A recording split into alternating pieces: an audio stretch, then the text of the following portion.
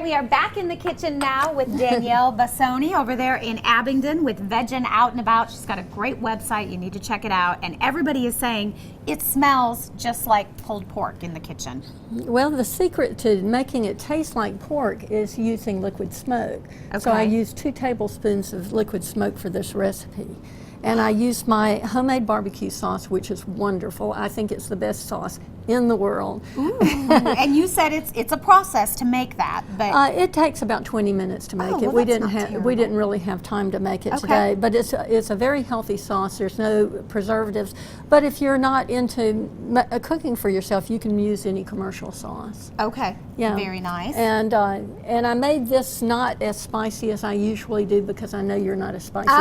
And sweet, so you can kick it up a little bit at home. If That's you would right. like. That's right. And the recipe is on my website Okay. for this pulled pork. Okay.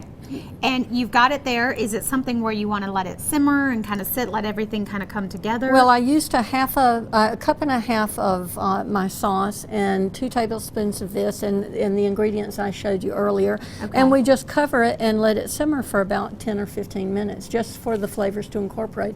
It's a very quick dish. Now, is that something that's traditionally used with this, or can you do this in a variety of different ways? I've not heard of the jackfruit. This is used in so many different ways. It's used a lot in curries. Okay. Anytime you have a meat substitute, you can use this.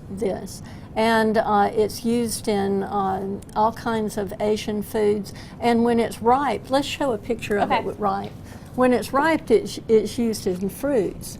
And, excuse me, it's used in desserts. Oh, okay. Yeah, and it's really quite delicious. It's got I have actually used it ripe in the pulled pork, and it worked out beautifully because it has a natural sweetness to it, except that it's a little bit slimy. Okay. And so you don't have the real texture that you do for the pulled pork. So you want it to be green still when Right. you're using it in the pulled pork recipe, because you said a lot of people are concerned with texture. That's kind of one of those. Texture is very important, and so you're not really trying to fool people into believing this is pulled pork, Right. although I've done that.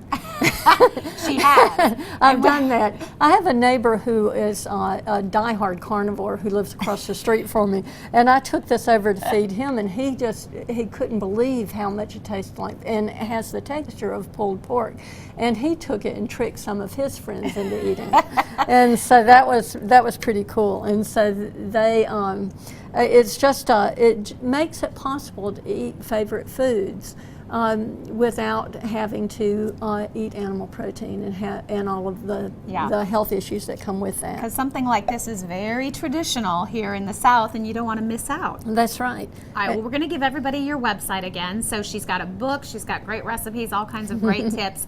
It is vegginoutsandabout.com. When we come back, we're going to put it on a bun and we're going to give it a try. Okay, Sound good? It does. All right, up next, my good friend Libby Kirsch joins us to talk about her newest book coming out later this month. Stay with us.